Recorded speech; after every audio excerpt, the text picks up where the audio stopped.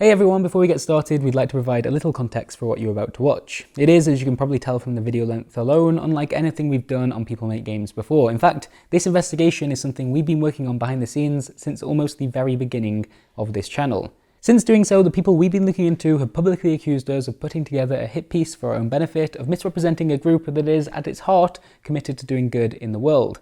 We've been threatened multiple times with the possibility of being sued for defamation and told that my credibility as a journalist will be worthless if we publish this video. Like, he's gonna come up with a piece, right, that is filled with fucking lies. His viewers has to know about it. And they will know about it. And not just his viewers. Also, every fucking single journalist that, follows that guy and knows about what he's writing, I want them all media has to know about this shit. So when he comes out with his shit piece, right, they know what's up. But here we are, publishing our investigation all the same. Both Annie and myself have spent the last 2 months sorting through hundreds of hours of video footage, podcasts, and written material. It has consumed our lives. But why have we bothered? Why put ourselves through that? Why take this risk in the first place? Because, as you'll see over the next hour and a half, what we found needs to be talked about. A quick content warning here to say that this video throughout makes references to topics that some of you may find troubling, including aggressively sexual language, misogyny, depression, and psychological abuse. This is the story of how a YouTuber once famous for his World of Warcraft videos would go on to use that fame to eventually found his own religion and in doing so recruit volunteers to help change the world. This has placed him in a position of power, we feel, a position that has, in our opinion, been misused. If you're depressed, depression is gone. You know depression? You deserve depression. But it makes sense. Women don't need to be resourceful. Women need to be manipulative. She's having some nice dance, nice moves. You're just sitting here like, in defeat. You gotta show that when you get the cash, you get really nice moves. All these guys are gonna get laid with logic pussy. You guys get it? If you never got, pussy, like, there will be pussy for everyone here. I know she's talking a lot about emotional abuse. And the thing is that,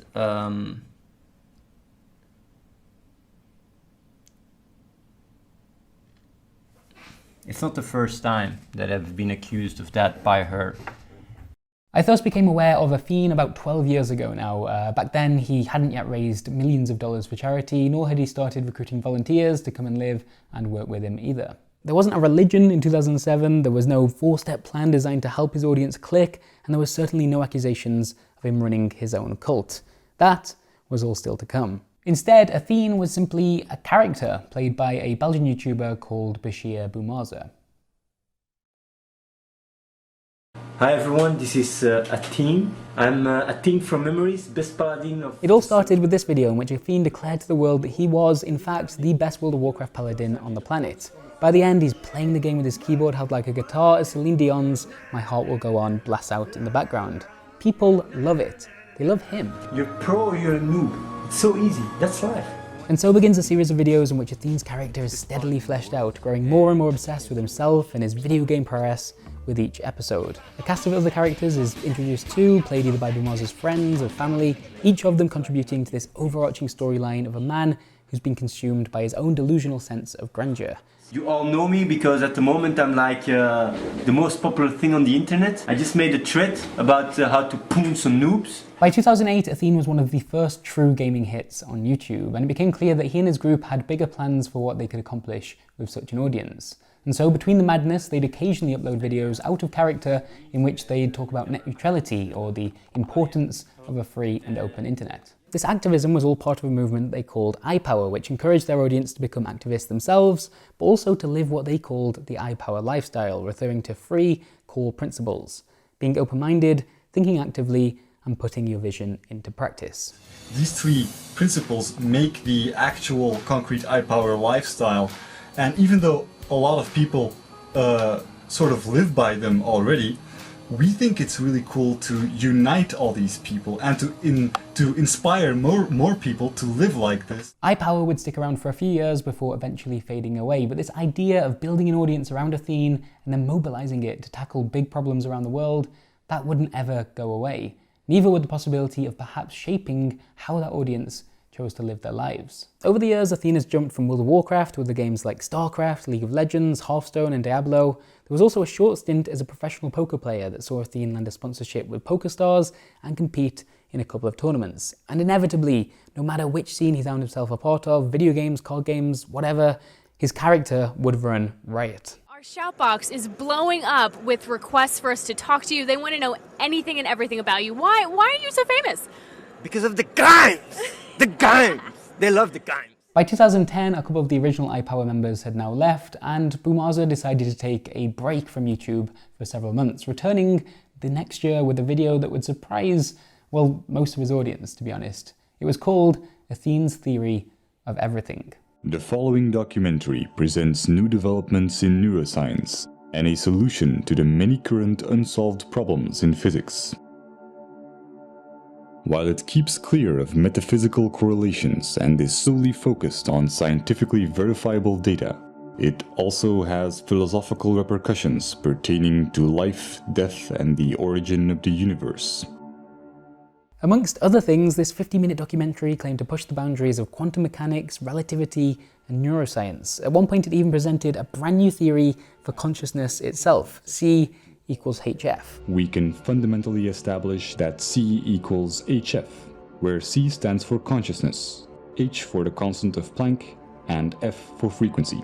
Years later, Boomaza would admit that his Theory of Everything video was largely based on fake science, although he also claims this was made clear in the documentary itself. I wanted to cause a psychological revolution, more so than find an answer to the theory of everything. So to me, whatever fitted in the ability to get more traffic for people to watch it, did it for me. And that is why Athene's Theory of Everything now is one of our most popular videos, because it worked. Basically putting this scientific science in there, well, this science physics, even though a lot of it is not true, it's just, but it was just theories. I even said it. It's even in a documentary. For me, it's to poke people to think about things. The video now sits at almost 5 million views, but at the time I remember his audience being a little bemused by the whole thing. Was Athene trying to troll the scientific community next, or was this serious?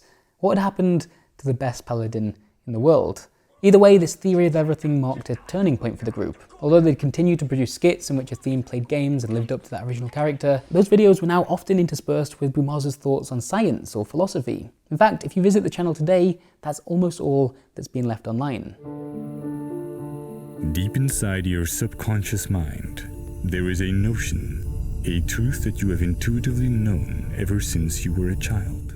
From 2012 onwards, Boomaza and his friends also started doing a lot of charity fundraising. This began with an event called Operation Sharecraft, which saw them live stream themselves for 100 consecutive days in order to raise money for those affected by a drought that was hitting the Horn of Africa. It was incredibly successful, raising in total more than $1 million for charities, including Save the Children. They continue to work closely with that charity in particular, launching several major projects together, with Save the Children having now appointed Athene one of its celebrity ambassadors. According to his profile on their site, this is thanks to more than $3 million his group has raised through individual donations, as well as more than $24 million they've received when you include any match donations from various corporations or foundations along the way. This focus on fundraising and making a difference would eventually lead Boomaza and some of his long-term collaborators to set their sights even higher. To make the biggest impact possible, they decided to move countries, establish their own headquarters, and recruit dozens of volunteers to come and live and work with them all under one roof. There's a lot of people that actually wonder what we do here, and I thought it would be good to, guide you guys through it. We are now in quite a big building in a small city here in Germany. What we are trying to do is really try to have the biggest impact possible. I've been talking to Reese quite a bit to figure out what is the most effective way of doing so, and I think providing the ability for people to be able to just do what they believe is right and provide for their, shelter and food is a very effective way on growing a movement that allows us to have a very big impact in the world. In 2015, the Singularity Group was founded in a small town called Forst on the German-Polish border.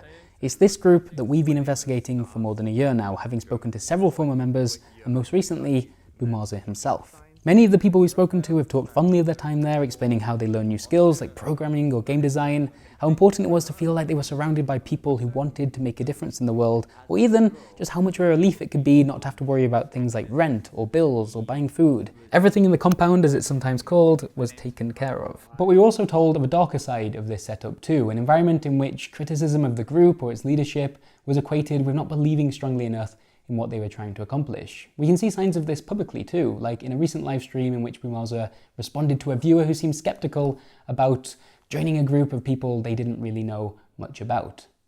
But wouldn't you agree that the outcome of the environment that you're working in is going to have an impact on your performance regardless of what you want to achieve? The thing is though, when you're busy with all these questions, right, you're already it's a red flag. I mean, if I see people trying to do good in the world, I'm not going to have any, doubts going like, oh, what if these people are assholes? What this, what that? All these doubts are merely projection of yourself. And that's a red flag. And you can always do research. And the same thing is with distrust. If people go and start distrusting, insta-reject. No way you come over. And the reason why is because it's never critical thinking. It's always projection. Every single person that distrusted the place and started asking questions or whatever, all left. All volunteers are required to sign a non-disclosure agreement upon arrival in force that includes a section about not being able to criticise, ridicule or make any derogatory or disparaging statement about the group and its projects in public, which has led to some of the people we've spoken to asking for complete anonymity. One former volunteer told us this: "Even if they make the world a better place, I don't believe the methods are justified. Looking back, joining was the worst decision I made in my life. It was great until I questioned Athene's actions, then everything turned around. I considered not replying to you. I don't want them to bully or threaten me again somehow. At the same time, I don't want anybody else to go through what I've been through. Since I've left, I've been doing my best to move on with my life and get myself back on my feet. It's been the hardest thing I've ever done, and the thought of that place puts me in a very bad place that I don't want to be." But what are these questionable methods exactly? What kind of issues are we even talking about here? Well, for a start, let's take a look at how this organisation is actually set up. As we've already mentioned, it's staffed entirely by volunteers who have joined to work on various projects, from web development to a mobile game that's being created called Clash of Streamers.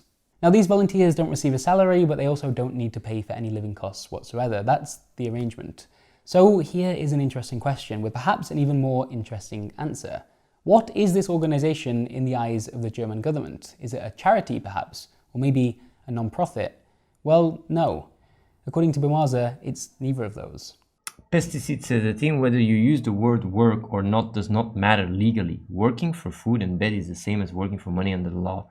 Pesticide, yes and no. That is the case if you have a charity. But we don't have a charity. We actually have a religion.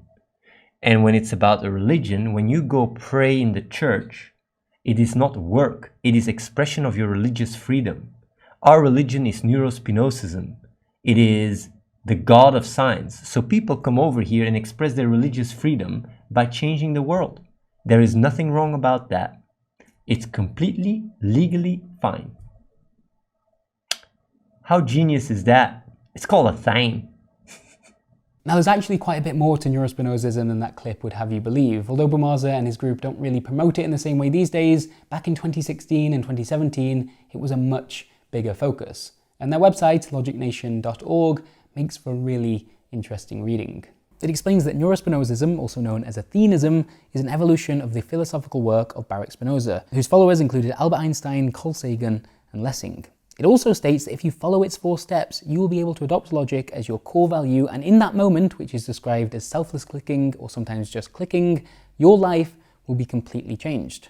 There's a video on Athene's YouTube channel called Science Finds God, and in brackets sci-fi short film, which is about neurospinosism and the group itself, although it's dramatized in a way that I think is meant to leave you wondering how much of it is actually based in reality. Towards the end, some of the volunteers who have clicked talk about what it's done for them, and again you're left thinking, are they actually being genuine here? Do you still feel an addiction towards nicotine? There were no cravings at all. Before the click, I wouldn't even know this is possible. It was really by far the best moment in my life. They start thinking fundamentally different than other people. I looked at everything in a different way after this. But those statements are all echoed on the Logic Nation site itself. There are testimonials from people who claim to have beaten addictions the moment they clicked, something that's backed up elsewhere on the site with sentences like, "You'll be able to overcome addictions with ease, including a lack of desire to take drugs anymore as you achieve the state you were using them for."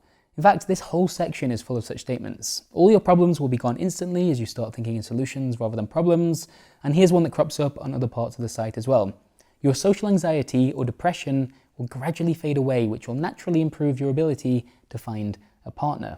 In fact, of the 91 testimonials listed on the site, which includes a mix of both volunteers from the group as well as others that have clicked around the world, we found that 42 of them made some reference to clicking being a solution to either depression, anxiety, social isolation, or low self-esteem. It's also worth noting here that the average age across these testimonials was just over 21 years old.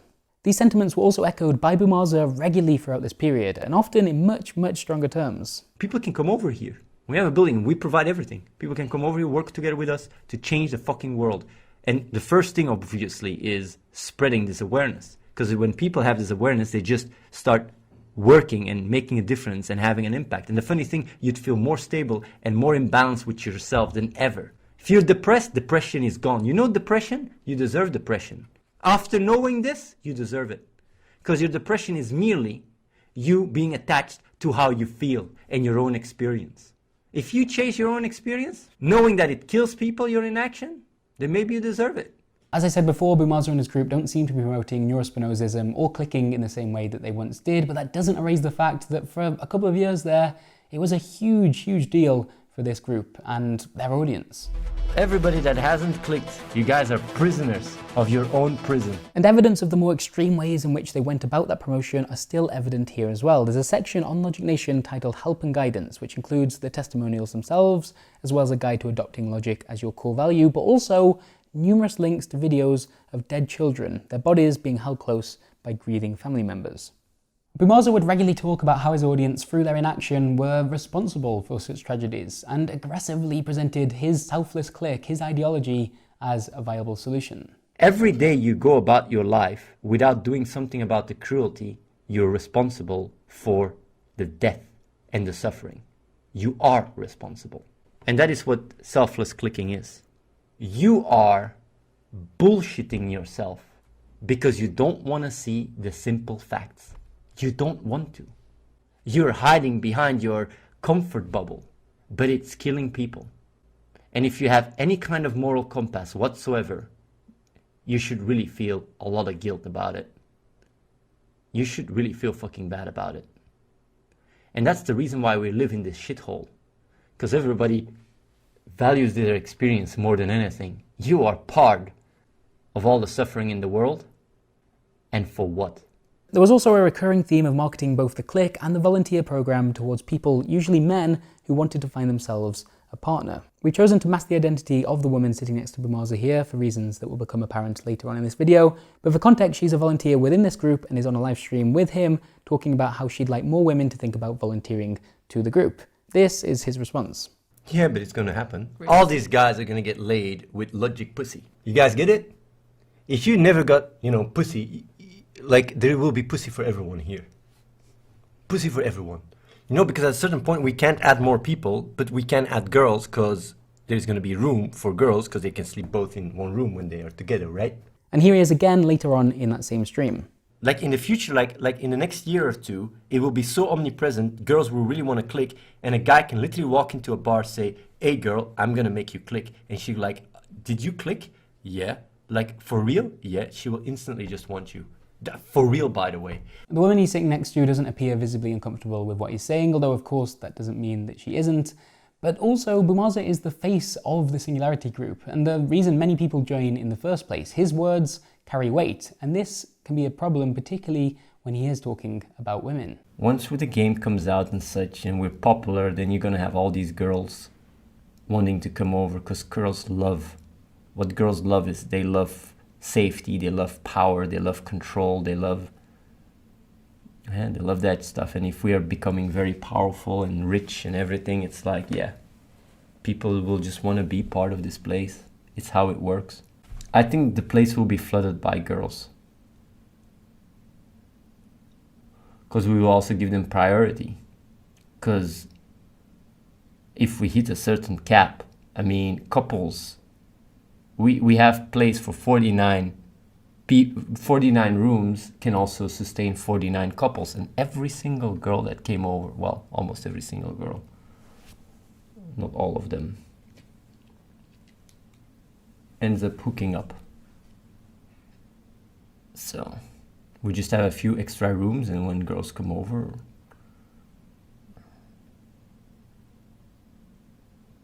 they just find a partner and that's it, During one stream in mid-2016, Bumaza ran an event in which he pitted two women against each other to raise money, not for charity, but for themselves. It was a competition to see who could earn the most individually, with Bumaza sat in the middle, encouraging his audience to donate to their favourite woman. These donations were accompanied by a message written by the person donating and were usually read aloud on the stream. Here are just some examples of the messages sent by Boumaza's audience during this stream. Again, in the interest of keeping the identities of these women private, we're going to be using fake names Emily and Sam. Emily, you're a failed abortion whose birth certificate is an apology from a condom factory. That blonde bitch is dumb, but I would still fuck her hard. Still, Emily's tits look very nice in that push-up bra. Sam, I would grab your long hair and force you down on all fours, stick my massive cock up in your ass while groping on those big tits with my other hand. Not only did Boumaza encourage this to continue, he also contributed his own comments from time to time. Don't talk cash. Nice songs. Maybe they'll give you a little jig. I don't know. I will see. Maybe they'll give you some nice moves. Maybe they'll start competing with the moves.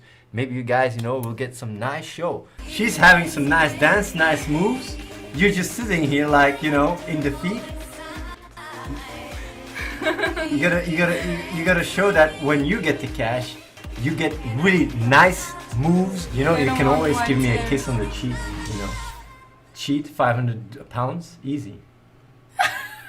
You gave me a kiss on the cheek when you came and said hi to me. They're already growing towards each other. This is really nice. At the end, I think they will just, get together or something. I don't know. You guys, will end up empty-handed.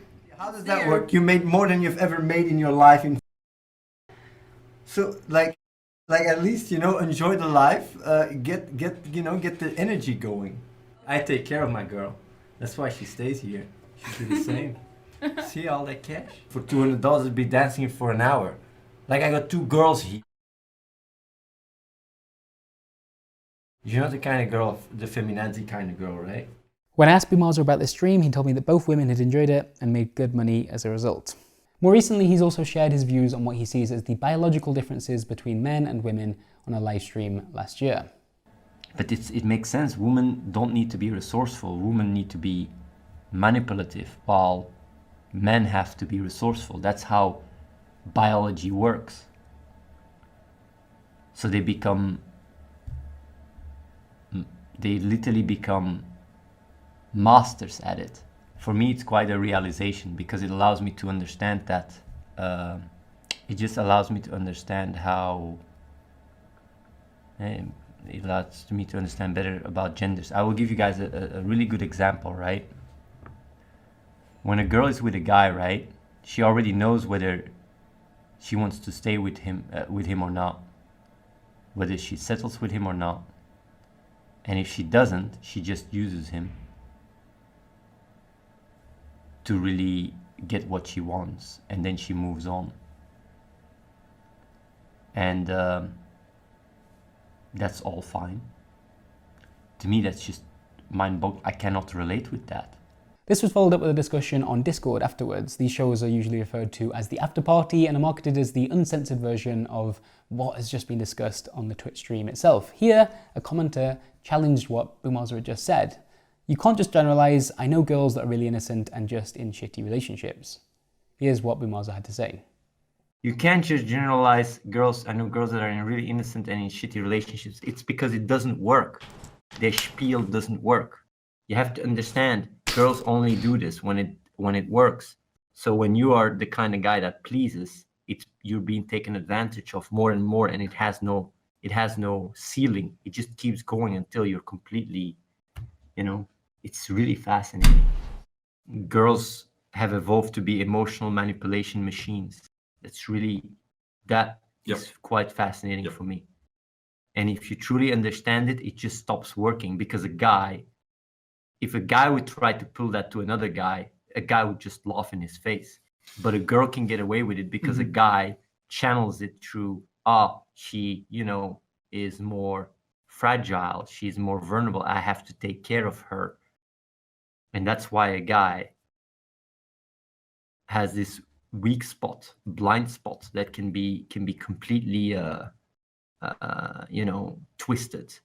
2018 was also the year in which one of the women volunteering at the group decided to leave for the second time after having already left once and then returned in the past.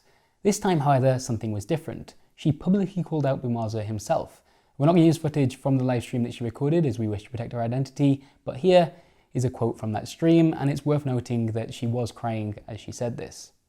I don't even want to talk about his place and how he's tricking that he runs a good place and how he completely emotionally abuses people. I mean, if I'm a healthy person and you're a healthy person, you would never make me feel like this. You would never make me feel like I don't know what I am with you. You would never make me feel like I am less worthy than you. Not just that, you would not make me feel as a guy. I mean, I can tell again, in some way it was my fault. I went back and I knew who he is and I somehow just expected something different.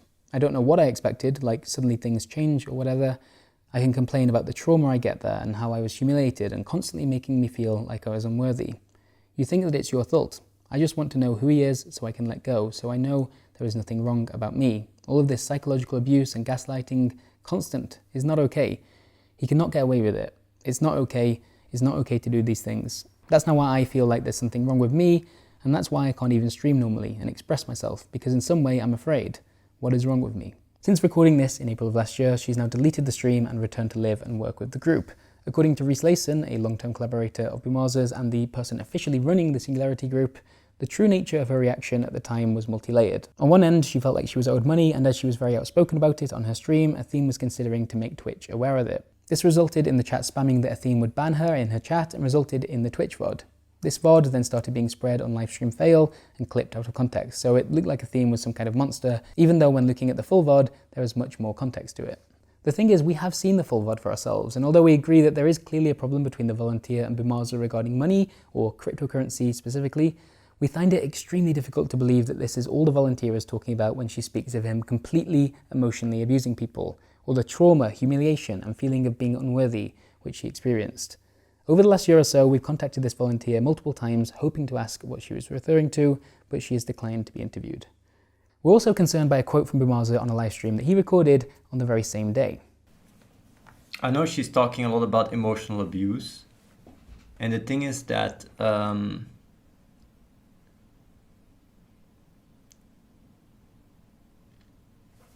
it's not the first time that I've been accused of that by her. And last time I was very reflective about it, and well, maybe I was.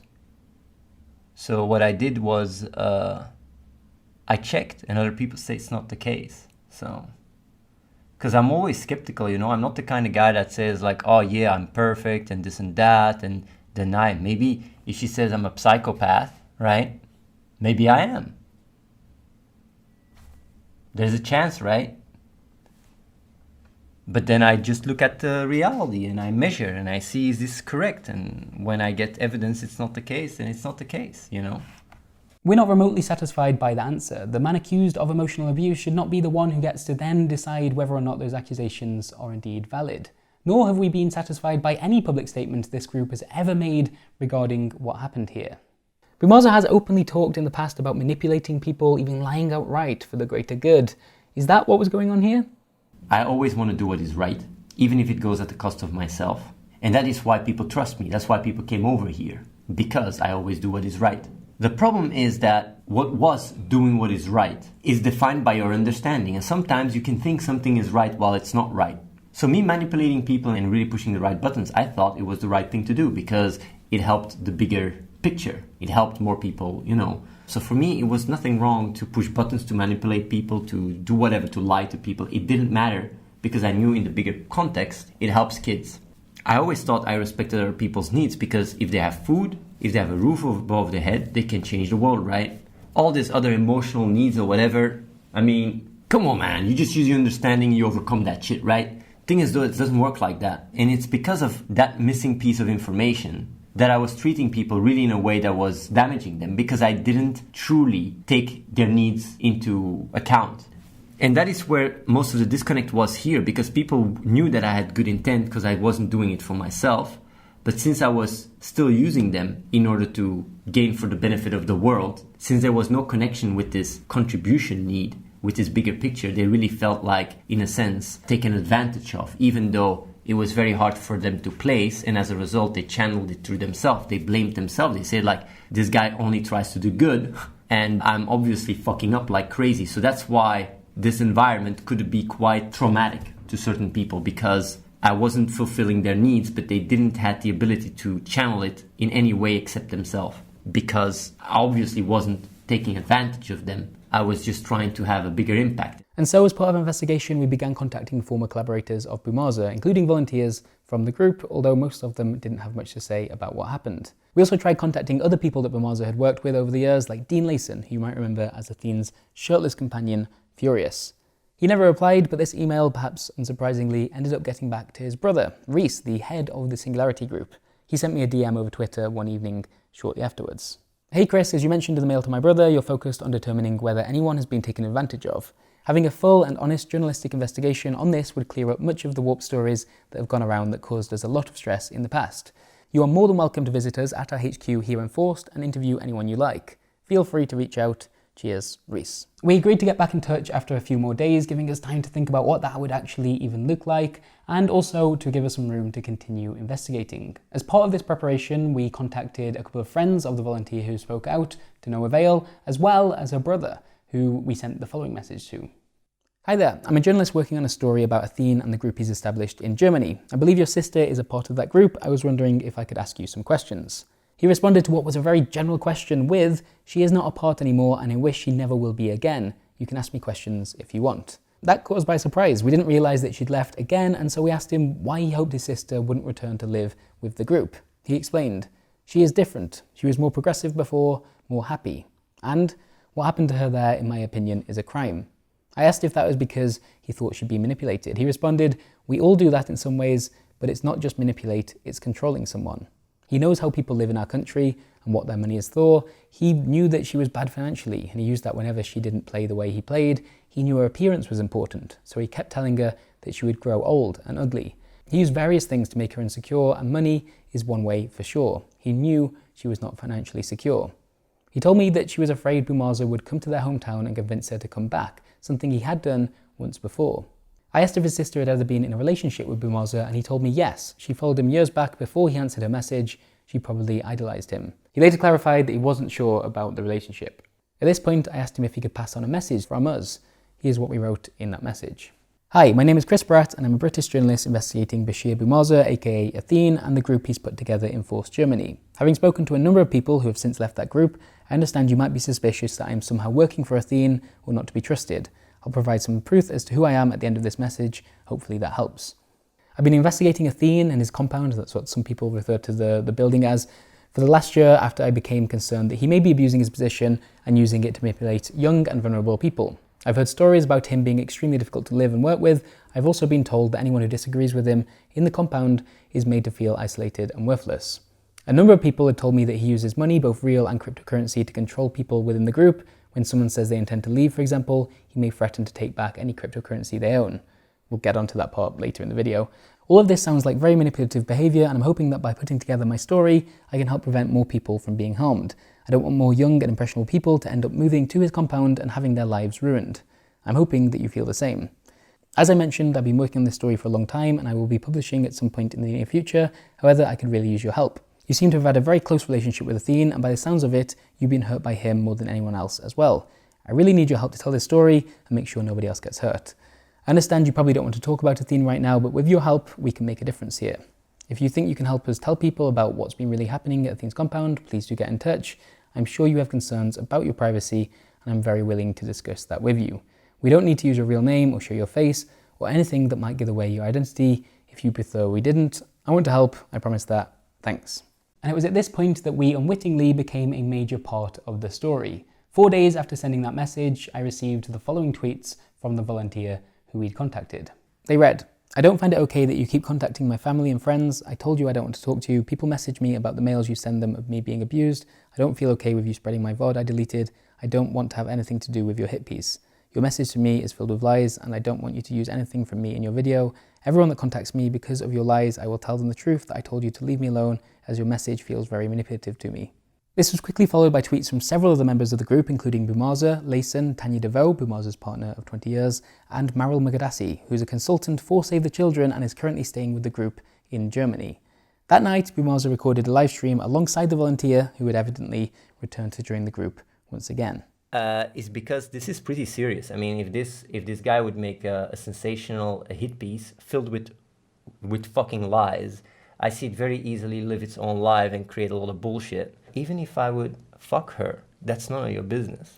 Just bullshit. And you would figure that out immediately by talking to the people, which you did, but you didn't give a shit about that. You don't care about the truth, you just care about your hit piece, and that's why you were after Because a girl that is crying, gets people to immediately be on your side. Doesn't matter any of the context or whatever. It doesn't fucking matter. Even though we gave you the context, it's actually a disgrace to journalism. You're still welcome to come and check out the place. But we will have our own camera crew following you because you're the kind of journalist that doesn't give a shit about facts. And if you can warp shit, you will be doing it. So we will have everything on tape. So if you take any shit out of context, as you have already been doing, trying to get some stupid, narrow, like just some really low blow hit piece at the cost of what? It's like, you know that what you're writing is not true. You know it for a fact. You've talked to people, you know it. Why do you do that? You know it's gonna affect what we are doing. You know that too. You don't give a shit about that either. You're just trying to, desperately get some clicks on your YouTube channel to be a little bit, to get a little bit of spotlight, building on lies. Like literally, calling people, messaging people. Well, if he wants to do that. But we'll see how you feel as well. When he comes over, maybe you go like, don't feel like doing this shit. We can see what happens if he decides to come over here, whether you feel like it or not, to talk to him. Over the next few days, we were accused multiple times of constructing a hit piece, of manipulating sources, of harassing volunteers, and of threatening the charity work that was being done. We also invited, again this time much more publicly, to come and visit the group for ourselves, enforced, but warned that when we did, they would also have a camera crew filming us. I contacted the volunteer's brother one final time to ask if he'd seen what was happening, and he told me that he'd spoken to his sister and decided that things he told us were actually based on anger and prejudice, not facts. He also explained that he'd now decided to apply to join the group himself, as he wanted to be a developer, and it was difficult to find a job doing that in his country. 3 days after that message, he sent another. I had wrong information. Don't use anything I told you as it is not truth. If you do, I will show you a liar. We were then informed that our original plan to come and visit the group in person was to be postponed till at least the game that they were working on had been completed, and instead we were offered an interview with Boumaza live on his Twitch stream for all to see. The group was also reaching out to its press contacts, they told us, and that Save the Children was being asked if they'd be interested in publishing a joint press release surrounding the interview. To quote Layson here, the angle being how fake news and cancel culture can unjustifiably affect fundraising efforts. This hasn't happened as of yet. The whole thing was described to us as being a massive event for the group, which made us feel uncomfortable given the topics we'd hoped to discuss, but it seemed to be the only way we'd be able to ask the questions we wanted to ask. And finally, the interview with Boumaza would only take place if we agreed to one final stipulation. The first 20 minutes of the stream were to be set aside for a discussion on fake news, cancel culture, and why our investigation was a sham. Well, I say discussion, it would turn out that for the entirety of these 20 minutes, I was in fact muted. But if a CNN reporter would email an ex-cabinet member of Trump and say, please help me, stop Trump from hurting people and such, he'd get fired.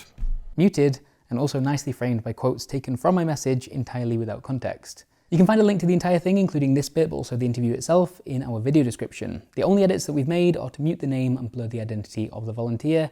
Everything else is there for you to watch in its entirety. And yeah, if you do watch it, you'll see that this ended up being, by some distance, the most hostile interview I've ever had, which I suppose shouldn't have been much of a surprise given this comment from Layson just before it started.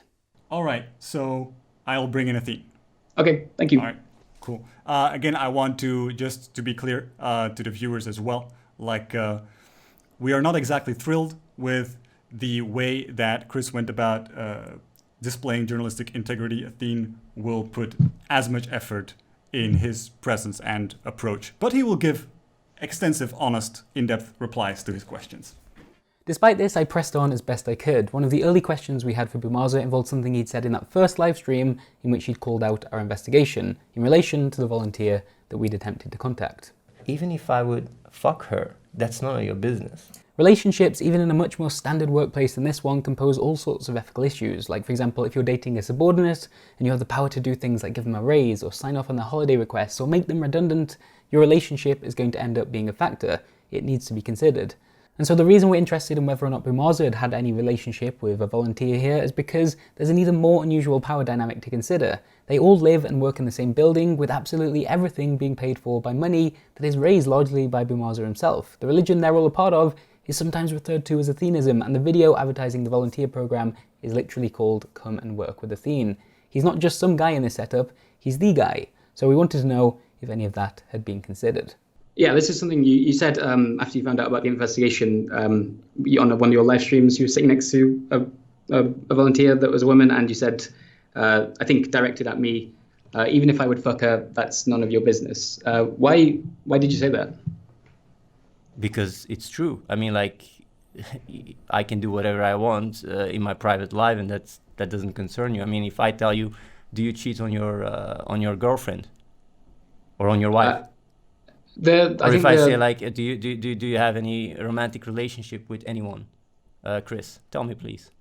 The How difference is it about being your parents? How is their relationship going? Can you tell me the about difference that? being here that I think the difference being here is that these volunteers, you can potentially have a big impact on their day-to-day lives. You could, you are paying for their for them to stay there, their food. A lot of them are sort of fans of your work. A number of them have invested in your cryptocurrency. You could kick them out of the compound potentially if you wanted to. So I'm just asking about this because even when it comes down to these things, right? When it comes down to kicking or not kicking, it's not even a decision that I make. When it comes down to people getting kicked out, it's only for security threat. Because at the end of the day, like, why would you kick someone out? I mean, if they are here and they're doing their best in any shape or form, I mean, what would be the reason to kick them out? It's not like I'm running the show. That's the thing. You're trying to make it sound like I'm the one bossing everybody around in the compound, while Reese is the one that has literally all he's the one that owns everything. So you're like, this question, what you should ask about romanticism or whatever, you should have asked this to Reese when you had the chance, because he's the one that is in this power position, not me. Why are you asking these questions to me while Reese would be even more interesting for you to ask these questions? I don't get it. I guess because there's a number of things that make it particularly worth asking you about. One, we have had someone come out and talk about psychological abuse in relation to yourself. Well, that person clearly even came here earlier telling you she doesn't want you to talk about these things, and you're still doing it. It seems you don't really care about how she feels, does it, Chris? I'm just saying look in the camera, please, and look in my eyes. Do you actually care about her? Of course I do. I'm just stating that is respect her wishes. Do you want her to come back inside and tell you, man, can you please shut up about these things? I don't want you to talk about it. You're hurting me, or you don't care about it at all. I suppose the question I really want to hear answered is: do you think it would be there would be an ethical issue with you having a romantic relationship with one of your volunteers? Oh no, of course not. You don't think it would be ethical? Just as much as it's not. Just as much as it's not wrong if Reese would have a relationship with someone here or anyone here. I mean, like, what is it? Do you think that we tell people who they can have relationships with or not? Of course, I don't have any issues with people having a romantic relationship here. That sounds crazy. I'm talking about you specifically. You are in a position of power, clearly. That people Reese listen to you. is in a bigger position of power than I am. Why didn't you ask these questions to Reese? Didn't you hear what he said? Or you don't care about Reese because he's not enough of a low-hanging fruit for your little article? Like, come on, man, Chris. You want to ask these questions about power? Do I have to call Reese back in so he can answer these questions to you? Because I'm not asking Reese. I'm asking you. And yeah, but he's in a bigger position of power than me. He can kick me out tomorrow. So you should ask him, because he is my boss in a sense. This would become a recurring theme throughout our interview with Boumaza, who rarely admitted to having any power himself and often deflected the responsibility he may have onto someone else within the group. From here, we moved on to Boumaza's views more generally on women. I asked him whether he felt it was appropriate to run a stream like the one involving the two women who'd received donation messages like, "You're a failed abortion whose birth certificate is an apology from a condom factory." The streamer that will hear that, he's trying to interview about the alerts that show up when someone donates, and he's trying to pull you down for that. That sounds like that's a really, really shitty attempt. And also, had a good love. They made some good money. If you can go to a streamer and say, like, hey, I want to donate you $500, but I want to say some titties and sucking in the message. Can I do so? They would say, like, give it to me all you want and say whatever you fuck you want in your message, because these $500 will do much more better than some virgin on the internet trying to get a response of a girl. So you cannot make me responsible for these things that are being said. That's really, gotta try a little bit harder. So what's the next thing? It's also worth pointing out that it wasn't just the Twitch chat that had things to say about the two women during the stream. These are some quotes from you. She can't help it that she has big tits, though. When one of the women says, "I'm not about dancing on the stream for money," sorry, Athene, you respond with, "You're not the feminazi kind of girl, right?" You said, "They're already growing closer. This is nice. I think at the end they will just get together or something." And finally, maybe they'll give you a little jig. I don't know. Maybe they'll give you some nice moves. Maybe they'll start competing with the moves. Maybe you guys will get some nice show. My question is, do you think there's a problem with anything that you said there? Well, Chris, just as much as I don't think there's a problem with, the show of Stick and Stones in the context of humor, as long as the girls were feeling comfortable with it, and it was just for the show, whatever. It's not because in these 3 years we've become a lot more politically correct that these things cannot be said. There's a lot of stuff that I would love to, do and say nowadays in the environment of humor, but I can't. Like, I literally had to shut down my own YouTube channel, even though people loved it. People loved my humor. And it's this kind of bullshit that is the reason why I had to shut it down, because I can't even make jokes anymore. I can talk about, jiggling tits or whatever the fuck, if it's in the context of making a joke and people laughing. Why do we have to be so goddamn serious? I have a lot of respect for women, and the most, actually way more than you. You know why? Let me tell you why. I care about women because I know when they have a child and they have to bury that child, it's the biggest pain a woman can go through. Do you know that's one of the reasons why I go out of my way to save lives? Because of that, I respect women. I respect mothers more than anything, because I know they have to, carry a lot of pain, and I put that into action, not trying to make hit pieces and try to put someone like me down. Do you know how much good I do in the world? And then you're trying to portray me as some kind of, some misogynistic guy while I'm very respectful to women. With that in mind, we asked him about his comments about women being emotionally manipulative machines. Like, let me tell you something.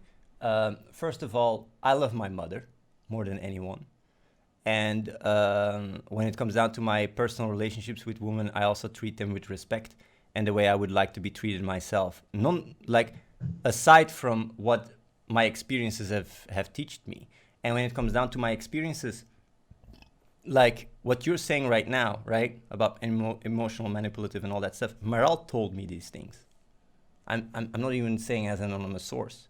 She told me, they're very, very talented at pushing the right buttons. I can say everything you just said in different words, and then you would just even agree with me.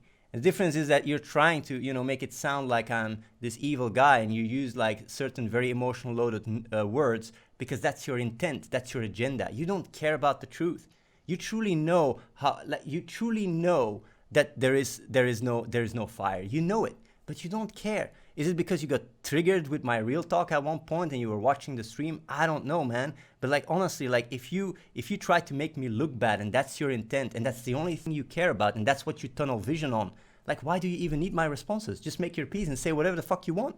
That's how it works anyway. Why do you even want to hear me respond to any of your claims? Because I can talk you under the table for each one of them.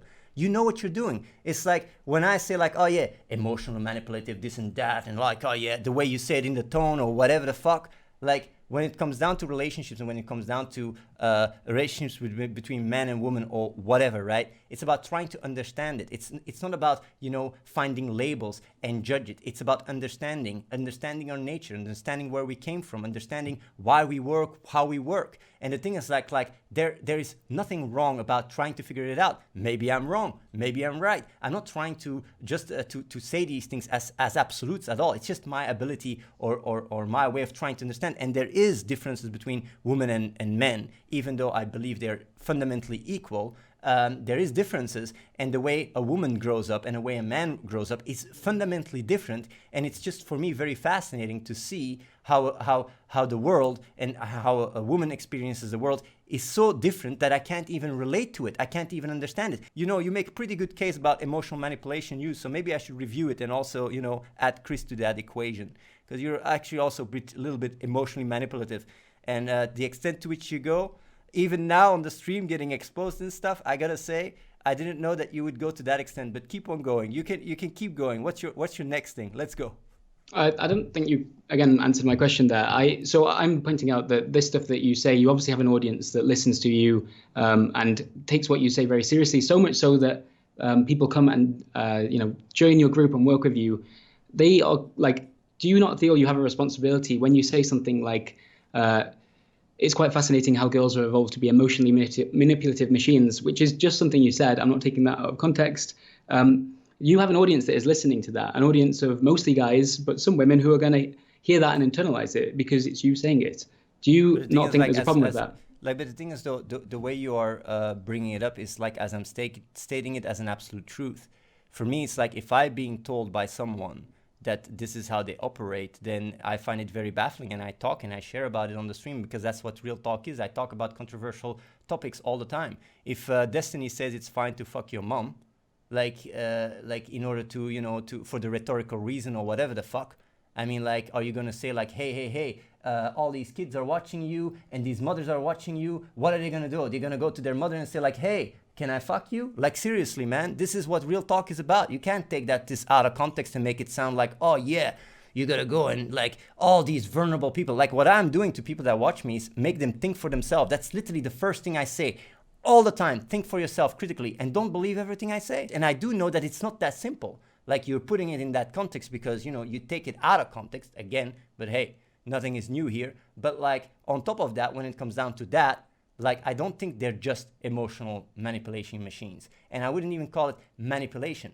I would just say they have been evolved way more to be emotionally capable of being able to get what they want. And that's how it works. And that is because that's what I've been told. And is there anything wrong to throw that out there and read people's comments and debate about it? Are you going to tell me what topics I can or cannot debate? Like, it just makes absolutely no sense. The way you're trying to portray me as misogynistic ain't going to fly either. Every single girl here would vow against it. And even, I think, all girls except one, the one that scammed me, would say the same. They would say I treat them with respect more than anything. So like, don't try to put these things out of context, honestly, because it's not in line with reality, and it won't fly either.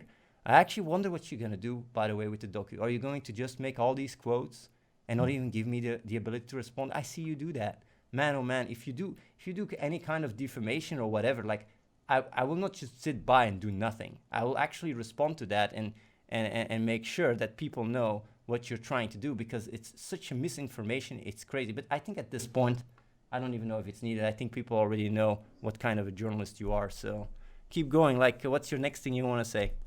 I just want to say that I am giving you an opportunity to respond to this. Well, this are you going to add it to your piece?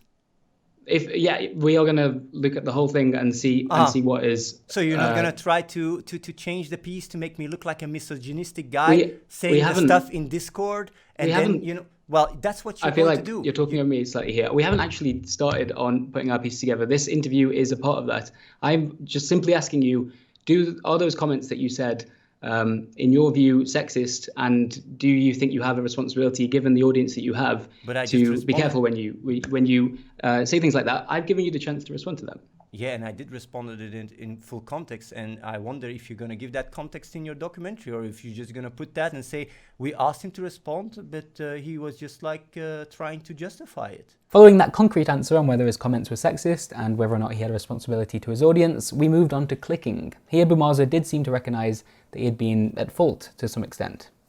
Well, the thing is with clicking, with the entire clicking part, I have to say, right, I can admit that I made mistakes, and the way I went really very strong on that one, even though a lot of it was also a show.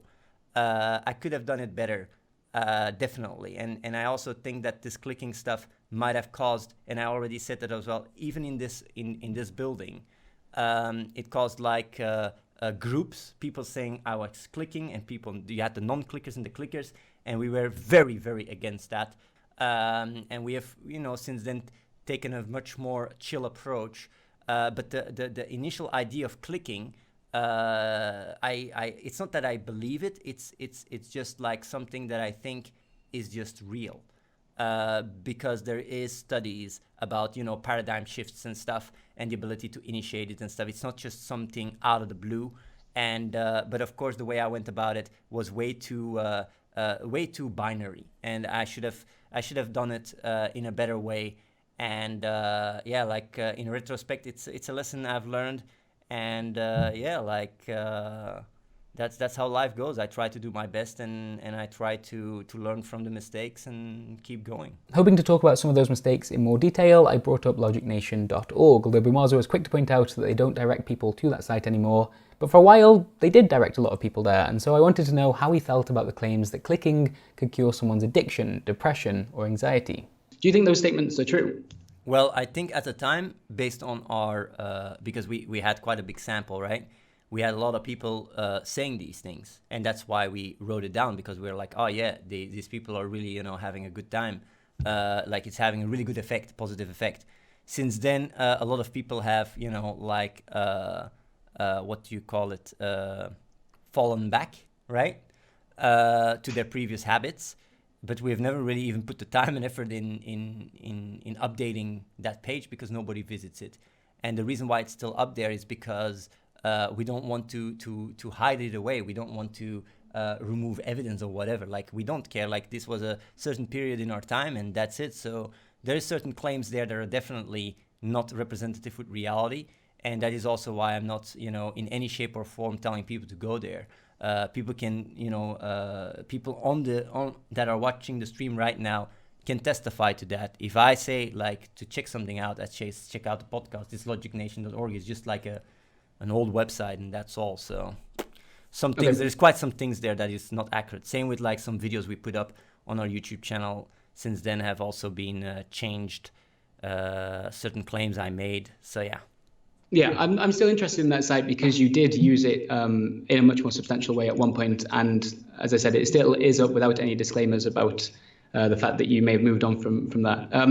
Having read through the testimonials on Logic Nation from people who have clicked, we found that something like 45% of the people mentioned that clicking can be the solution to either anxiety, depression, social isolation, or low self-esteem. In some cases, they'd mention all four of those things.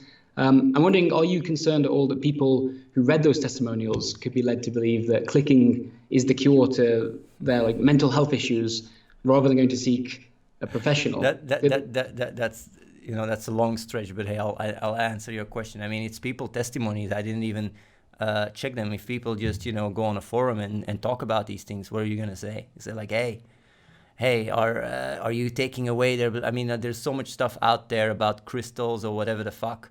Like, people have the right to say what their own experience is. So if you want to address this, you should address it to each single one of these people that has been testifying. So, I mean, like I said, it comes back to the bottom. I'm not the boss. It's like you're trying to make it sound like I'm the one that is, controlling everything. It's not like that. I'm just doing my stuff. And if you want to talk to the boss, you talk to Reese. Okay. So you mentioned that, some of the stuff on Logic Nation, isn't necessarily related to you. But here's a quote from episode 75 of your Real Talk podcast, in which you said, people can come over here. We have the building. We can provide everything. People can come over here, work with us to change the fucking world. The first thing, obviously, is spreading the awareness, because when people have this awareness, they just start working and making a difference and having an impact. And the funny thing, you feel more stable and more in balance with yourself than ever. If you are depressed, depression is gone. You know depression, you deserve depression. After knowing this, you deserve it, because depression is merely you being attached to how you feel and your own experience. If you chase your own experience, knowing that it kills people, you're in action, then maybe you do deserve it. That is an example of you yourself having talked about depression and speaking as what sounds to be like almost an authority there about other people's mental health. It's actually... I just wondered, you said that, maybe Logic Nation maybe needs updating and you weren't so involved with it. But here's an example of you literally saying to people, if they come and work with you, their depression will be gone. But I want to ask you a question, right? Just out of curiosity. Do you think I'm the one editing these podcasts and approving them? I have no idea how that works. I'm just asking you about something you have said here. No. You're asking about something that has been edited in a podcast by someone here. I would like to see the full context of that VOD so I can hear the context, so I can give you a proper answer. Because, like I said, these things are just being edited, and people that are here, they don't get instructions how to edit. It might as well just be a viewer. And if you go around and you check out VODs on YouTube, there is stuff there that I say that sounds absolutely insane. It's like the part where I say like, oh yeah, I don't care about kids dying in Africa, That actually was part of the reason why I got banned. And then afterwards I had a lot more context. If someone here is editing a podcast and he hears some or doesn't see something is very structured afterwards, they just cut it out. So I would like to hear the full context to give you a proper answer to this question. And it's not deflecting at all. Like, I obviously do not believe that, you know, people deserve this depression at all, because it's really serious. And I would like to, you know the full context so I can give you a proper answer, because I'm not the kind of guy that, you know, that likes to wiggle around or whatever. Not that kind of guy. Not that kind of guy at all. Well, okay, I guess to keep it more general then, do you think you have a responsibility to be careful with the things that you say in these podcasts or the way that they end up being published to the public? Because there are people listening, some of them will have depression and will be looking to you as an answer. The people that would have depression and watch my streams, I do believe that I have helped quite some people with depression. Of course, you will also have people that say that maybe cause depression, but it's very hard for me. I just have good intent. I do a real talk podcast, and yeah, sometimes I say stuff that maybe can push people to one end or to another end, but I always have the best intent. And when it comes down to these things, I would say that if people don't like the show, they just don't check it out. It's a controversial topics where I talk, and I'm very very real, very hard, and I say stuff that can be sometimes very controversial, but at the same time, I'm always open to be challenged. I just want to pick up on something you just said during the answer. You said that you've helped some people with depression, you think, that have listened to the podcast, but you've also, some people might have had their depression caused by your podcast. Is that what you said? No, what I said is that I might have helped people with the depression, but I also might have made it worse. I don't know. Who am I to make the claim and say everybody that listens to me will just be better off? I can't say that, because there's definitely people I know, even in the chat, that said that I really fucked with their head.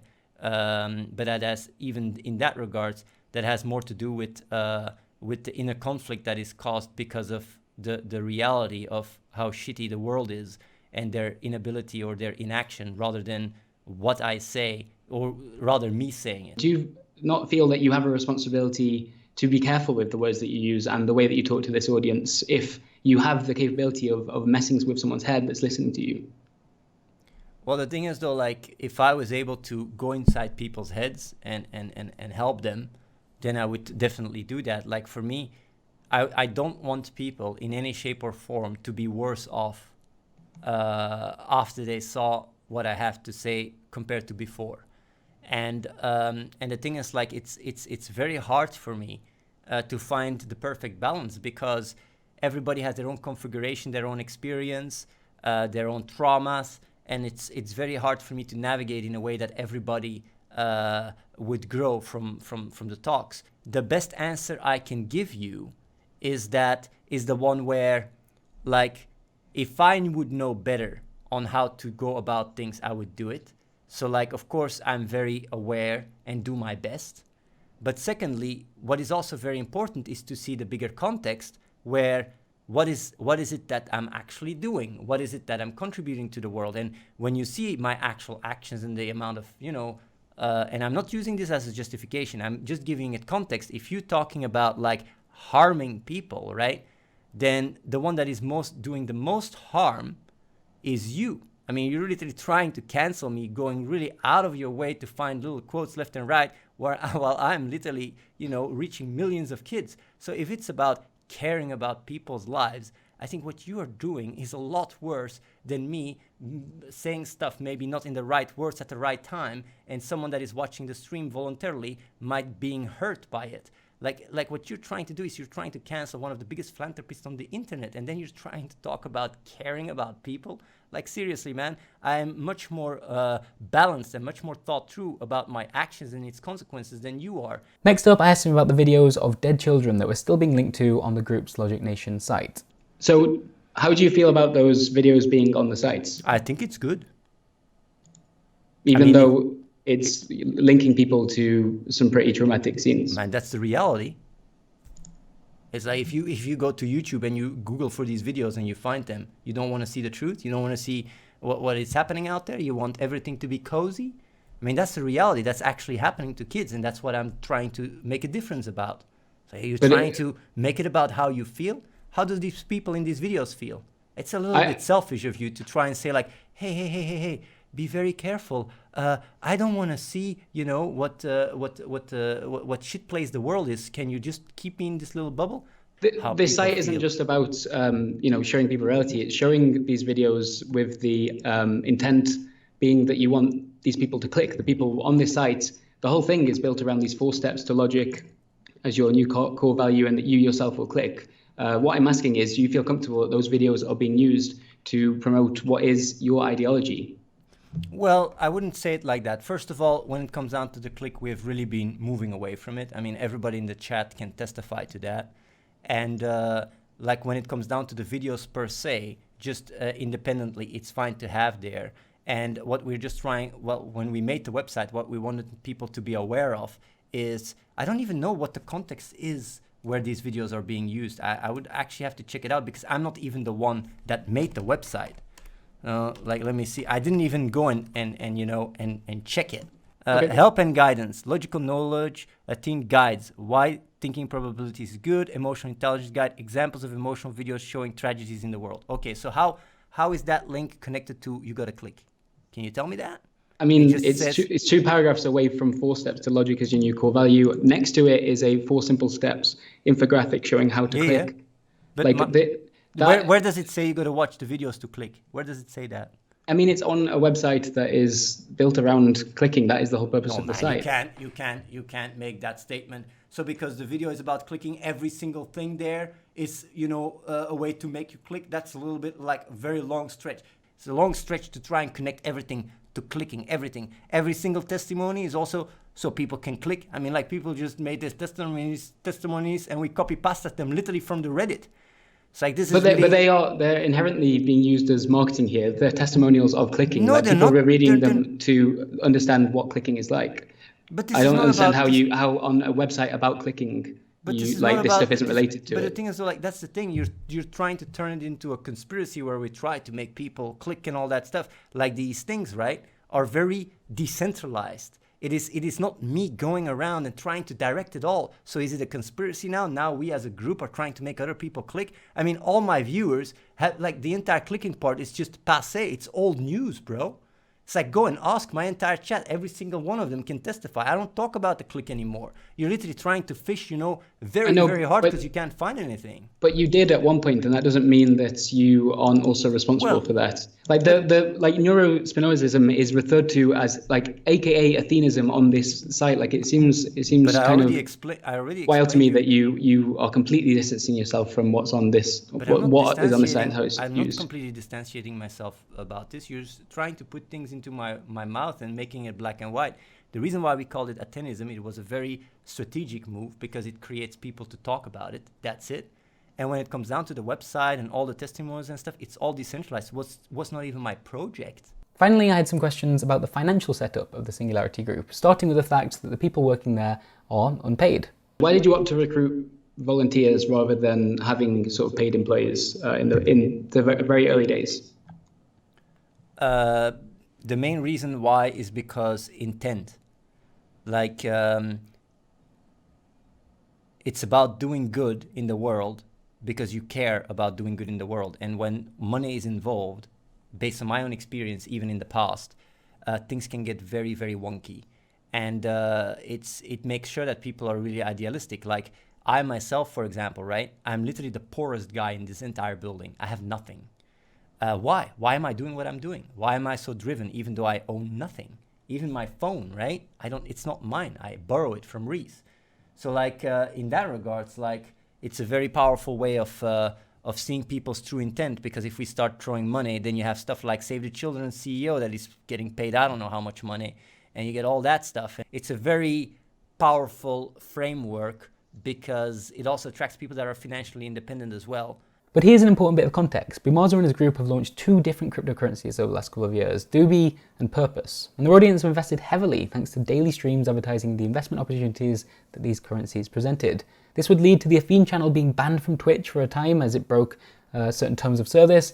and now they're much more careful with how they talk about it. But they did attract a lot of investors during that initial period, including people that volunteered for the group. According to Bamazo on one of his streams, some of those volunteers could end up being millionaires as a result of this investment. I have no idea how true that claim really is, but that's surely muddied the waters somewhat surrounding this being a volunteer program in which money is never meant to be a factor. So when you say coming working for me for free, do you know that every single person here, right, has, and that is if purpose, right? This is in the scenario that purpose would be worth $2, right? Has made more money. Like there's people here that have made $1 million. Do you understand that or not? $1 million in 1 year? Pretty good deal, right? If you can make $1 million in 1 year, would you do it? So where is the working for free? Doesn't that clash with what you've just said? No, not at all. Like if people have pure intent and come with the right reasons, then, you know, like if they then manage to build a strong financial independence on top of it, then, you know, good for them. It's not one or the other. It's like when it comes down to me, I just, you know, do stuff completely for free. And I don't need any of that security or financial independence. And even people that came over here, their intent wasn't that either. But it's just to debunk the argument that people say like, oh, when people come over there is nothing to fall back on. That's not true. Like if you are an organization or, you know, like you are a religion or whatever, and people, you know, grow and the influence grows, that benefits everybody in the group. And I just want to make that clear that it's not just like, oh, people come and work for free for me, because that's just not how it is. That just makes no sense. And also when it comes down to that, like I said, if people work for someone, it's for Reese, because I ain't making jack shit. He's taking all the money. So you should ask that question to Reese. Like, hey, how do you feel about everybody working their ass off to fill your bank account? Bamazo has also in the past talked about being able to exert control over who will and won't make their fortune this way. What I did, right, was a handout. And the last thing I like is greed. You might say like, Athene, how can you stop the greed? First of all, the only reason why purpose and Doobie has any value is because of us. We can hard fork it whenever we want. And we can choose who gets what. We're always in control. You might say like, Athene, I don't like that. It is what it is. And if people act cocky, I can just remove them. Would that not mean then, if you did have a problem with someone in your group who is potentially a crypto millionaire because of purpose, doesn't that mean that you could affect their fortune if you wanted to? You could make it worthless. Isn't that what you're saying here? That you have control over that? It's not possible, and let me tell you why. Because it's not me that is running the show. Like these things, like even this fork, right, was discussed by many people. Like you got to know these things get integrated, get implemented. Other people have to do it. I'm not the one that is in control of all the website, the decentralized exchange and all that stuff. Like these decisions are made collectively. And if I go around and say like, oh, let's fork that guy because I don't like him, or fork that guy because I don't like him, then it would collapse. Like it doesn't even work. People would just say, fuck you. Reese would tell me like, fuck off. He would just say like, he would just send me away. That's the thing. That's where a lot of stuff that you say doesn't make sense. I'm not the one that is a dictator in this place. Like so you're saying that Reese could do that if he felt that way towards someone. No, if he wanted to punish someone, he could. No, he wouldn't be able to do so either, because he needs approval from the people that are, you know, making the website and stuff. He's not going around. Everybody's volunteer here. There is no like hierarchy where the boss says to people, you do that, and the guy goes like, yeah. Everybody's self-critical thinking. If you go to someone and say like, let's fork that guy out, he will say, why? Why do I have to fork him out? What about this quote here? Just if you could explain it to me. There's a quote where you say, I don't even need to hard fork. You might say like, why? Because I have 1 billion purpose. Yes. I assume you're referring to Reese there. I can increase every purpose by 100 except the people I don't like. Yes. Do you understand that? Buy wall goes from 250 to 2.5. Nothing else has changed. Yeah. Everybody can just go and claim, and those I don't like, they get wrecked. Can you explain to me how that isn't you being able to manipulate your own cryptocurrency to negatively affect people that don't like? The important thing here is context, though. The point that I'm trying to make is, if you don't trust me, then don't get involved. And I also said straight after that, I said sell If you don't trust me, sell. Please sell. I'd be glad. Like even now, I say it. Anyone that doesn't trust what we're doing here, go and sell. Go ahead. Go sell. That's all what I'm saying. Go sell. Have fun. But it's not all that you're saying. You're also saying those I don't like, they get wrecked. But that to me reads like you're threatening people that you don't like. It's in the context of if you don't trust me, I can do that. That's what I mean. If I can do that, I can literally, go and say, I don't like you, I don't like you, I don't like you. Now I just, inflate everything. Like if you are a malicious person that think that I'm not trustable, you should just not get involved. And I'm just trying to make that point super clear by saying that. That's all I'm trying to do. It's a hyperbole. Is a hyperbole the right word? It's a hypothetical where people think that I have malicious intent. If I have malicious intent, then you shouldn't get involved. And you should just not even touch it. If you trust what we do, it's another story. Later on, I asked Athene how much it costs to keep the group going each month, and he told me it was somewhere in the region of $15,000, which led on to my next question. So on a stream last year, you were talking about your group's finances, and you said, do you know that I'm the top earner on Twitch? Do you realize that or not? I make more money than Ninja. I can make $1 million a month. There's nobody that can make so much money. Of course, yeah, it's with the crypto and stuff.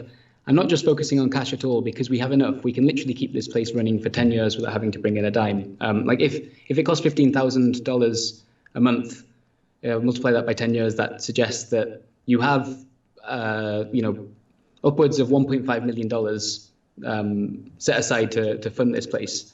I understand. Is that bank account, that finance is in Reese's name, right? Yes. So does that mean Reese is now a millionaire? Like what is the setup there? Reese is damn sure a millionaire. Yeah, he is. And so is that money mostly has been earned through the cryptocurrency projects, right? Well, it's most of it is crypto, but also we had a lot of donations on my stream, and but the majority is the combination of everything. Basically, it's a combination of everything. This money is potentially it's all with Reese, right? It's under his name, even Reese though Reese is the guy that gets all the cash. Mm-hmm. So in a sense, you could say that he's, if you want to make a baddie about someone, then he's the one, taking advantage of me right now as well, because I'm working my ass off and everything goes to Reese. Everything. Even my poker money, when I earned more than 300K, I gave it all to Reese. So yeah, he's real good. He's real good at. If there is a manipulator in the equation, then he's the mastermind because he's taking all the cash. I have nothing. What would be to stop Reese and perhaps yourself from shutting down the whole thing and walking away from it? Just Reese. Well, okay. Well, then just Reese. What's to stop Reese from potentially shutting this whole thing down and walking away with what sounds like more than $1.5 million? Nothing. Would it not be better to have an organization set up where that's not possible? Like, for example, if you were running a charity rather than a religion, the person operating the charity can't walk away with the finances. That's just not legally possible. Whereas your setup has allowed for that.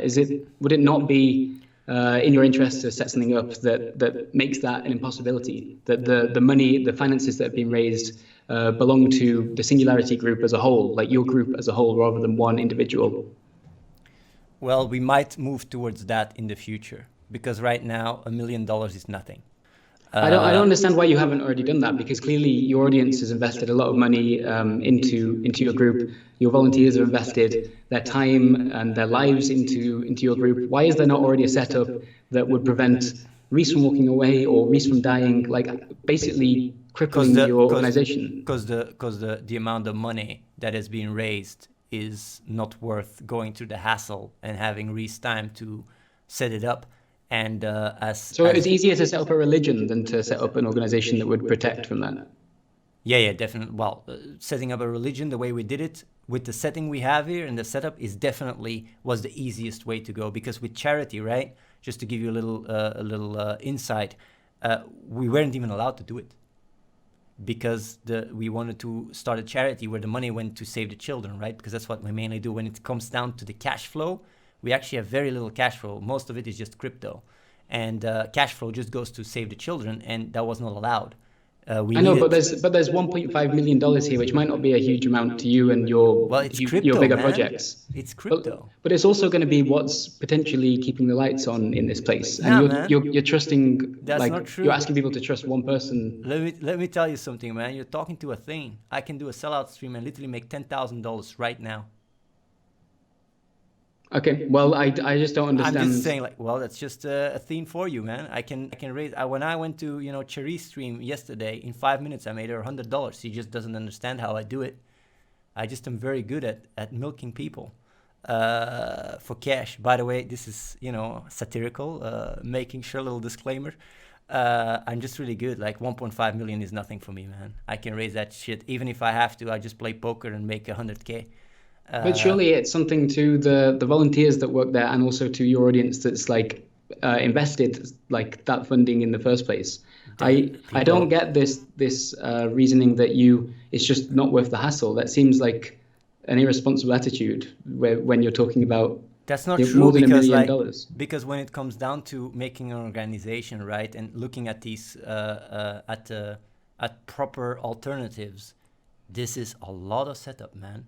It's not just like, oh yeah, you go walk to a law firm and they fix it. No, this place is very complicated and it falls very much outside the system.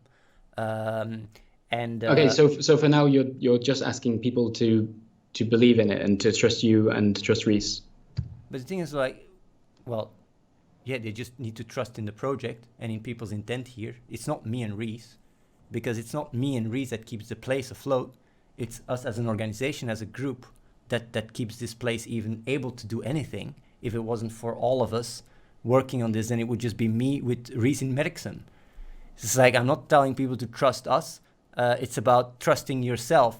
It's a relationship with yourself, the extent to which you want to do good in the world and you think there's like-minded people like that where you can work together with them. So it's not so much about trusting me or Reese. They got to trust in their own willingness to do good and go about it in a way where they put their comfort aside and just put their effort in helping things that are way more important than your own comfort, to put it that way. That's the relationship. It's not the relationship with us. And that's why the place works. I mean, if it was a relationship with me or with Reese, then this place wouldn't work. And then a lot of what you say would be accurate. But I already stated it before and many times. It's decentralized. People here are very mature. There's people that came over here that are successful, that have launched many different games that were, like close to millionaire. I know, but the money itself that you've raised isn't decentralized. It's centralized in Reese's bank account by the sounds of things. Like, I don't. The money that I raise.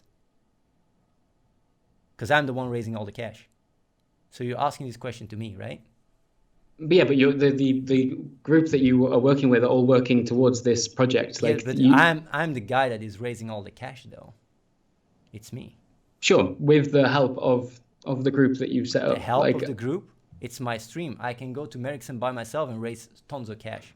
But you didn't create the cryptocurrency yourself. You just said to me earlier in this interview that it was a whole group project and it requires lots of different people. Yes. Like I'm talking about their role in this, their work, their contribution, their role. Like, even when it comes down to these things, right? If I would go at home, right, in less than a month, I could replicate everything that actually makes all the cash by myself.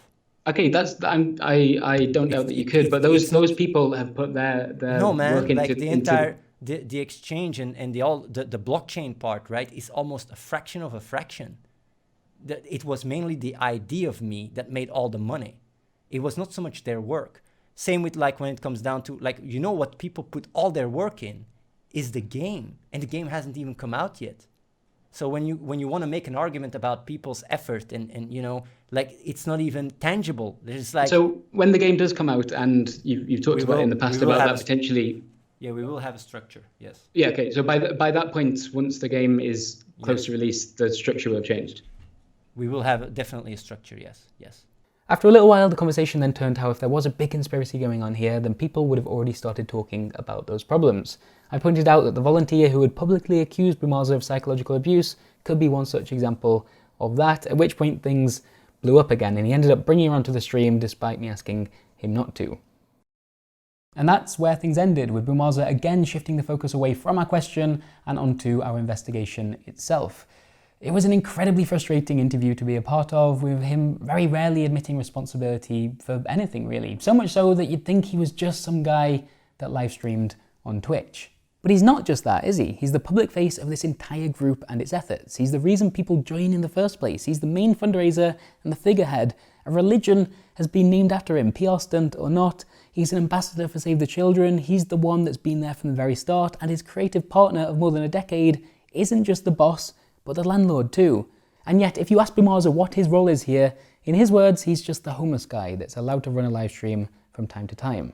That might be a line meant to make his audience laugh, but it also removes Boumaza from having to take any responsibility for his actions. He's not on the paperwork, he'd tell me. He's not the boss. He said that multiple times in response to my questions, and that is by design. It means that because he isn't, he's allowed to say what he likes about, for example, gender. But it makes sense. Women don't need to be resourceful. Women need to be manipulative, while men have to be resourceful. That's how biology works. He's not the one running the group, and so what does it matter what he says? He can also aggressively market his selfless click as an answer to your depression. If you're depressed, depression is gone. You know depression? You deserve depression. Or hey, maybe he can talk about how it will lead you to having a better sex life, maybe with one of the volunteers he's working with. You guys get it? If you never got, pussy, like, there will be pussy for everyone here. He can tell you about how some of the volunteers working for the Singularity Group, like you should as well, are becoming millionaires. Like, there's people here that have made $1 million. Do you understand that or not? And then he can brag about how much control he has over that cryptocurrency. We're always in control. You might say, like, Athene, I don't like that. It is what it is. And if people act cocky, I can just remove them. He can even be accused of psychological abuse publicly by one of his volunteers and write it off because he's talked to other people there and they've told him it's not a problem. It's not the first time that I've been accused of that by her. And last time I was very reflective about it, and well, maybe I was. So what I did was I checked, and other people say it's not the case. And that's all okay because he's not the boss. Rhys Layson is. And that lack of accountability, that complete lack of accountability, is perhaps the biggest problem with this setup that he himself has helped create. And if you do dare criticize Boumaza or the group or anything, you yourself become the villain. I want to share another quote from a former member of the group who volunteered because, well, it's given me something to think about throughout this investigation. I've had a lot of time to think about things and clear my head. It's fascinating how it was back then when I was part of the group. It's very hard to describe. You have to go through it to understand. I still doubt and blame myself sometimes, but I try to remember why I left and that the reasons I left for are real. To some small extent, I understand what they're trying to say there.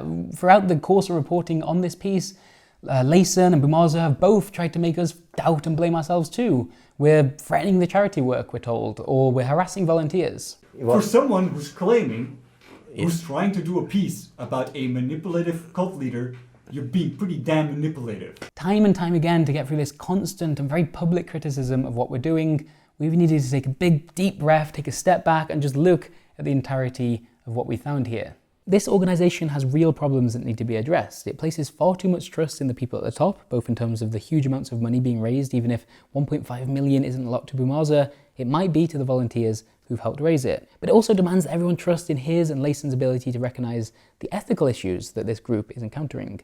Is it right that the face of your organisation is talking to his audience about women being emotionally manipulative machines? What kind of impact does that have on the men and women listening? Is it right that people suffering with depression, anxiety, social isolation, low self-esteem were encouraged to click and follow Boumaza's ideology? Even now, Logic Nation remains online and without any disclaimers relating to the fact that even Boumaza himself regrets how some of this stuff was presented. Has the cryptocurrency and the idea that volunteers may one day become millionaires created a financial dependency within the group? Has the idea of this big payout become an incentive for people to live and work there? What happens if it never pans out? And when accusations of abuse do arise, where's the independent inquiry into what happened? Where's the public statement about its findings and what's being done as a result? If this group wasn't set up in the way that it is and was instead a charity or a non-profit, that would be demanded, surely. Where's the infrastructure to protect these volunteers? Many of those questions, in our opinion, remain unanswered, and when we've tried to ask them, we've been written off as either a hit piece or a symptom of a cancel culture that's getting wildly out of control. Which, by the way, is going to be the focus of a short documentary Bumaza and his group are now making about us. And the problem is it spreads too fast. It's like you can't do damage control. The damage is done immediately. So we have to preemptively make sure that everybody knows. Everyone. And they will. Even if I have to spend $100,000, I don't give a shit. Everybody will fucking know about this shit. And this is what we also will do. We will do a press release and everything, by the way. We will also run ads, and we will make sure, we will also do a campaign around cancel culture. And even fund it quite a bit. And he's just an example. I mean, because it's not just him. Like, a lot of people get cancelled. And basically, the angle is how cancel culture disabled me for raising millions for children in need. And I will also have a quote of Save the Children. We will do a press release, everything, and a big event around it. And raise awareness. That's what we're going to do. What you going to say? This documentary has been, in truth, a horrible thing to work on. Not only have the topics been soul-sapping, but we've also had our livelihood threatened multiple times along the way. We've been told our reputations will be ruined and that we may face a legal battle over defamation once we've published. And you know what? We're not rich. We make this stuff out of a spare bedroom. Those kind of threats, they matter to us. They sink in. And yet, despite them, we've decided to go ahead and publish what we found here because we believe that people like Bumaza, people like Layson, people in positions of power need to be held accountable when they misuse that power, and that is what we've tried to do here. Thank you for watching, and thanks once again to all of our supporters for allowing us to work on a piece like this for as long as we did. We wanted to get it right. Cheers.